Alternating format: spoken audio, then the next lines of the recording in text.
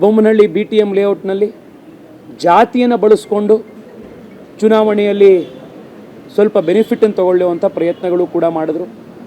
ಬೆಂಗಳೂರು ದಕ್ಷಿಣದ ಜನ ಮೋದಿಯವರ ನಾಯಕತ್ವ, BJP ಕಳೆದ 10 ವರ್ಷದಲ್ಲಿ ಮಾಡಿರುವಂಥ ಕೆಲಸ, ಕಳೆದ 5 ವರ್ಷದಲ್ಲಿ ನಾನು, ನಮ್ಮ ಶಾಸಕರ ತಂಡ, ನಮ್ಮ ಕಾರ್ಯಕರ್ತರು ಮಾಡಿರುವಂಥ ಸೇವೆ, ಇದನ್ನು ಗಮನಿಸಿ ಎಲ್ಲ ಜಾತಿ ಜನಾಂಗದವರು, ಎಲ್ಲ ಆರ್ಥಿಕ ಸ್ಥಿತಿಯಲ್ಲಿರುವಂಥ ಜನ ದೊಡ್ಡ ಮಟ್ಟದಲ್ಲಿ ಬೆನ್ನಿಗೆ ನಿಂತು ಆಶೀರ್ವಾದ ಮಾಡಿದ್ದಾರೆ.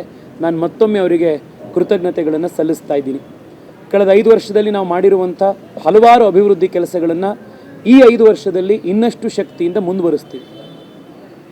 ಕಳೆದ 5 ವರ್ಷದಲ್ಲಿ ಇಡೀ ದೇಶದಲ್ಲಿ ಅತಿ ಹೆಚ್ಚು ಜನೌಷಧಿ ಕೇಂದ್ರಗಳನ್ನು ನಮ್ಮ ಕ್ಷೇತ್ರದಲ್ಲಿ ಶುರು ಮಾಡಿದ್ವಿ. ಅದನ್ನು ಮತ್ತಷ್ಟು ಜಾಸ್ತಿ ಮಾಡ್ತೀವಿ. ಅಶೋಕ್ ಅವರು, ಬೊಮ್ಮಾಯಿ ಅವರು, ಯಡಿಯೂರಪ್ಪನವರ ಆಶೀರ್ವಾದದಿಂದ ಬೆಂಗಳೂರಿಗೆ 40 ವರ್ಷದಿಂದ ಬರದಲ್ಲೇ ಇದ್ದಂಥ ಸಬರ್ಬನ್ ರೈಲ್ನ ತಂದ್ವಿ.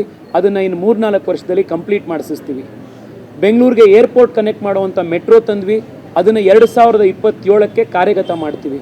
ಬೆಂಗಳೂರು ಸೌತ್ನ ಕಂಪ್ಲೀಟ್ ಕನೆಕ್ಟ್ ಮಾಡುವಂಥ ಮೆಟ್ರೋ ಫೇಸ್ 3ಅನ್ನು ಇನ್ನು 4 ವರ್ಷದ ಒಳಗಡೆ ಲೋಕಾರ್ಪಣೆ ಮಾಡಿಸುವಂಥ ಕೆಲಸ ಮಾಡ್ತೀವಿ.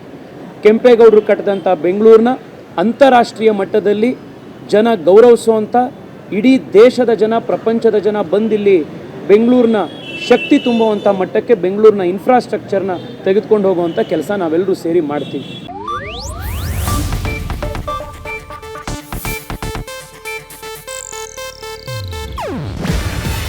ಇದು ಏಷ್ಯಾನೆಟ್ ನ್ಯೂಸ್ ನೆಟ್ವರ್ಕ್ ಪ್ರಸ್ತುತಿ.